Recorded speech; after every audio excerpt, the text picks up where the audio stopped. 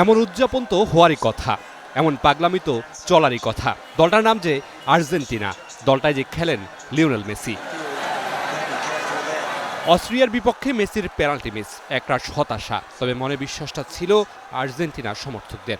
আমরা প্রথমত যখন ম্যাচ দেখেছিলাম, যখন আমাদের টাইব্রেকার মিস হয়েছিল, আমরা খুবই আমরা আমরা আমরা আমরা ইয়ে করিনি, আমরা দৃঢ়প্রত্যয় ছিল যে আর্জেন্টিনা জিতবে ইনশাআল্লাহ। প্রথম গোলের পর আমরা জানি যে লাস্ট টাইম আর্জেন্টিনা গোল দেয় এবং সেকেন্ড গোলের মাধ্যমে আর্জেন্টিনা বিজয় নিশ্চিত করে। তার নিজের যে পারফর্ম দিয়ে দুটা গোল দিয়ে অবশ্যই আমাদেরকে সে অনেক খুশি করছে, আমরা অনেক খুশি হয়েছি। যে এতদিন যে ব্রাজিলরা বলতো যে মেসি পেনাল্টি থেকে গোল করে, অন্তত এই পেনাল্টি মিস করার কারণে এটা আর বলতে পারবে না। দ্বিতীয় কথা হচ্ছে, যদি পেনাল্টিটা মিস না করতো তাহলে আজকে মেসির হ্যাটট্রিক হতো। বিরতিতে যাওয়ার আগেই আকাশী সাদাদের উদযাপনের উপলক্ষ এনে দিলেন মেসি।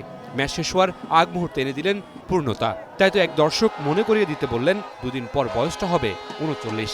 কেউ একজন মনে করেন যে ওই 38 বছরের একটা বুইড়া, he totally forget it, he is 38 years old ভাই।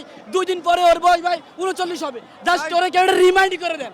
মেসির গোল অসাধারণ, Messi in the best in the world. Just awesome ভাইয়া, লাস্ট 5 মিনিটসে জাস্ট ফাটাই দিছে। মেসি মানে ম্যাজিক, মেসি মানে রেকর্ড। ইয়েস মেসি, অবিশ্বাস্য। মেসি মানেই হচ্ছে ম্যাজিক, মেসি মানেই হচ্ছে রেকর্ড, যেটা আজকে আমরা হচ্ছে আবার আমরা এটা সেটার প্রমাণ পেয়েছি। এই মেসি যে দুর্দান্ত খেলা দিয়েছে, এবার যদি খেলতে থাকে ইনশাল্লাহ এবারও মেসির হাতে বিশ্বকাপটা দেখতে পাচ্ছি।